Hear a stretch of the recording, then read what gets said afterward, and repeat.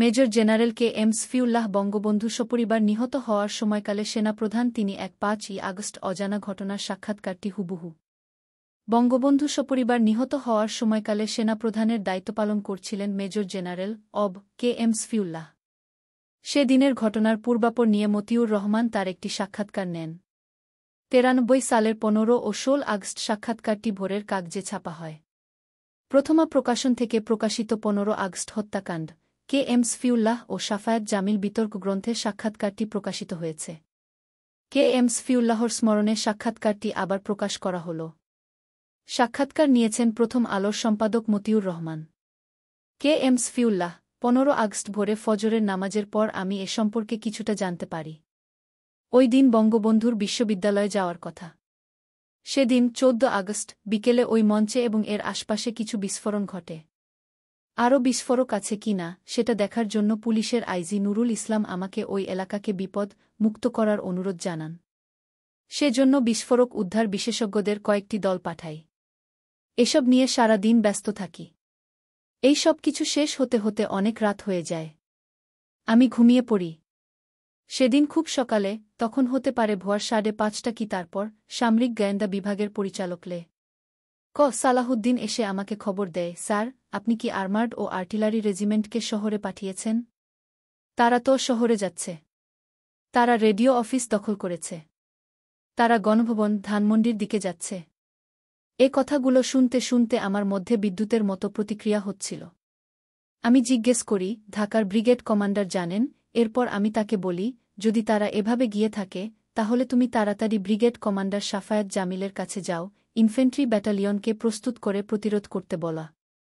প্রথম আলো মতিউর রহমান, এ ঘটনা জানার পর বঙ্গবন্ধুর সঙ্গে কি আপনার কোনে যোগাযোগ হয়েছিল? কে এম সফিউল্লাহ লে সালাহুদ্দিনকে এই নির্দেশ দিয়ে ঘরে গিয়ে লাল টেলিফোনে বঙ্গবন্ধুকে ফোন করি। দেখি তার টেলিফোন ব্যস্ত। তখন আমার স্ত্রীকে লাল টেলিফোন ঘোরাতে বলি, আর আমি অন্য টেলিফোনে চেষ্টা করি। এই সময়ের মধ্যে যদি বঙ্গবন্ধু আমাকে চেষ্টা করে থাকেন তাহলে তিনি আমাকে পাননি। আমি জানার পর যদি তিনি চেষ্টা করে থাকেন তাহলে তো পাওয়ার কথা নয়, কারণ আমার টেলিফোন তো তখন ব্যস্ত। কয়েকটি টেলিফোন করার পর আমি আবার টেলিফোনে বঙ্গবন্ধুর সঙ্গে যোগাযোগ করার চেষ্টা করি।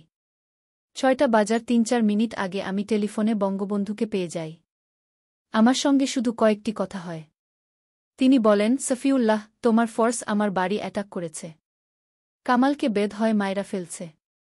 তুমি জলদি ফোর্স পাঠাও। আমি বলি, sir, I am doing something. Can you get out of the house? আমি কথা বলার পর তার গলা আমি আর শুনতে পাইনি। মনে হল টেলিফোনটি টেবিলের উপর রেখে দিয়েছেন। আমি হ্যালো হ্যালো করছি। সে সময় আমি টেলিফোনের মধ্য দিয়ে গুলির আওয়াজ শুনতে পাই। এরপরই টেলিফোনটা অকেজো হয়ে যায়। প্রথম আলো মতিউর রহমান, আপনি কি কিছু করতে পেরেছিলেন? আপনার চেষ্টার ফল কি হল? কে এম সফিউল্লাহ, সিকোয়েন্সটা হল এরকম। আমি প্রথমে কথা বলি শাফায়াত জামিলের সঙ্গে। আমার মনে হল আমি তাকে ঘুম থেকে উঠিয়েছি। তাকে জিজ্ঞেস করলাম, আপনি কি জানেন যে আর্মার্ড ও আর্টিলারি ইউনিট শহরের দিকে গেছে? তিনি বলেন, জানেন না। তখন আমি বললাম, সামরিক বাহিনীর গোয়েন্দা বিভাগের প্রধান এসে আমাকে এ খবর দিয়েছে। আমি তাকে তখন প্রথম, দ্বিতীয় এবং চতুর্থ ইস্ট বেঙ্গল রেজিমেন্ট নিয়ে ওই গ্রুপটিকে প্রতিরোধ করার জন্য নির্দেশ দিই। এ কথা বলে আমি বিমান বাহিনীর প্রধান এ কে খন্দকার এবং নৌবাহিনীর প্রধান এম এইচ খানকে ফোন করি। কথা বলি। আমি বুঝলাম তারাও কিছু জানেন না। এরপর আমি জেনারেল জিয়ার সঙ্গে কথা বলি। আমার মনে হল তিনি আমার কাছ থেকেই ঘটনা সম্পর্কে প্রথম শুনলেন। আমি তাকে বলি, আপনি দ্রুত আমার বাসায় চলে আসুন। এরপর ফোন করি খালেদ মোশাররফকে। তাকেও আমার বাসায় আসতে বলি। এরপর ডিজিএফআই এর ব্রিগেডিয়ার রৌফকে ফোন করি। তার বাসায় কেউ ফোন ধরেননি। এরপর কর্নেল জামিলকে, নতুন ডিজিএফআই ফোন করি। তাকে আমি পাই। তিনি বললেন, বঙ্গবন্ধু আমাকে ডেকেছেন। আমি তার বাসায় যাচ্ছি। আমি বলি, আমি বঙ্গবন্ধুর সঙ্গে যোগাযোগ করার চেষ্টা করছি, কিন্তু পারছি না। তুমি যেহেতু বঙ্গবন্ধুর কাছে যাচ্ছ তাকে বলা আমি কিছু করার চেষ্টা করছি। আর যদি পারা তাকে বাড়ি থেকে বের করে নিয়ে যেয়া। এসব কিছুর পর আমি বঙ্গবন্ধুকে ফোনে পাই এবং কথা বলি। সে কথা আগেই বলেছি। এরপর আমি আবার ফোন করি কর্নেল শাফায়াত জামিলকে, কারণ তখন পর্যন্ত কিছুটা সময় ছিল। 20 মিনিটের বেশি হয়ে গেছে। কিন্তু আমি কোনে প্রতিক্রিয়া বা কোনে তৎপরতার খবর পাচ্ছিলাম না। এমনটা কেন হচ্ছে আমি বুঝতে পারছিলাম না। আমি তাকে না পেয়ে এক্সচেঞ্জকে বললাম আমাকে ধরিয়ে দিতে। এক্সচেঞ্জ থেকে বলা হয় মনে হয় টেলিফোনটা তুলে রাখা হয়েছে। আমি ভাবলাম হয়তো উত্তেজনায় টেলিফোনটা তিনি ঠিক জায়গায় রাখতে পারেননি। অথবা যারা করেছে তারা তাকে আটকে রেখেছে। এই সময়ের মধ্যে জেনারেল জিয়া চলে আসেন। খালেদও আসেন। এ সময় আমার বেটম্যান রেডিও খুলে দেয়। আমি ডালিমের গলা শুনতে পাই। আমি তাদের বললাম সাফায়াত কি করছে আমি বুঝতে পারছি না। আমি বাসায় বসে কিছু করতে পারছি না। আমি অফিসে যাব। আমি যখন কাপড় বদলাতে ভেতরে যাই তখন দেখি রৌফ আমার পেছনের দেয়াল টপকে ভেতরে এসে পড়েছে। সে তখন লুঙ্গি গেঞ্জি পরা অবস্থায় ছিল। আমি ওকে বাসায় গিয়ে কাপড় বদলিয়ে আসতে বলি। আমি প্রস্তুত হয়ে অফিসিয়াল গাড়িতে অফিসে যাই। জিয়া আমার পরপর আমার অফিসে আসেন। ইতিমধ্যে খালেদও চলে আসেন। আমি ওকে সাফায়াতের ব্রিগেডে যেতে বলি এবং কেন ওরা কিছু করছে না সেটা জানাতে বলি। কোনে তৎপরতা দেখছি না কেন, ইতিমধ্যে তো দ্রুত তৎপরতা শুরু হওয়া উচিত ছিল। প্রথম আলো, মতিউর রহমান, আপনি বঙ্গবন্ধুর হত্যার খবর কখন জানলেন? KM সফিউল্লাহ। এরপর আমার এডিসিকে খবর দিতে এবং আমাকে জানাতে বলি। তারপর আমি ঢাকার বাইরে অন্যান্য ব্রিগেড কমান্ডারের সঙ্গে টেলিফোনে কথা বলি। ইতিমধ্যে তারা রেডিও থেকে খবর জেনে গেছে। আমি তাদের বলি যা ঘটেছে সেটা আমার অজ্ঞাতে হয়েছে। আমি ঢাকার কমান্ডারকে প্রতিরোধের জন্য বলেছি। পরবর্তী নির্দেশের জন্য আমি তাদের অপেক্ষা করতে বলি। এরপর খালেদ মোশাররফ আমাকে টেলিফোন করে। আমি জিজ্ঞাসা করি কি হচ্ছে, সে তখন বলে স্যার ওরা আপনাকে ব্রিগেড হেড কোয়ার্টারে চায়। আমি বলি ওরা কে? সে বলে আমাকে সব বলতে দিচ্ছে না। আমি বলি যাহক তুমি আসো। সে বলে আমাকে 1-5 মিনিটের জন্য আসতে দিচ্ছে। আমি ওকে আসতে বলি। এর কিছুক্ষণের মধ্যেই এডিসি এসে বলে বঙ্গবন্ধুকে হত্যা করা হয়েছে। এই প্রথম আমি শুনি এবং আমার মধ্যে ভীষণ প্রতিক্রিয়া হয়। এ খবর আমি বিশ্বাস করতে পারিনি। এডিসি চলে যাওয়ার পর খালেদ আসে। সে বলে বঙ্গবন্ধু নিহত হয়েছেন। পুরো গ্যারিসন মনে করে আপনার নির্দেশে হয়েছে, ওরা আনন্দ করছে। কেউ নড়ছে না।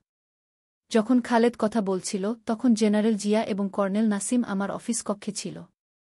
প্রথম আলো, মতিউর রহমান, আপনার সঙ্গে খন্দকার মোশতাকের কখন কোথায় কথা হলা?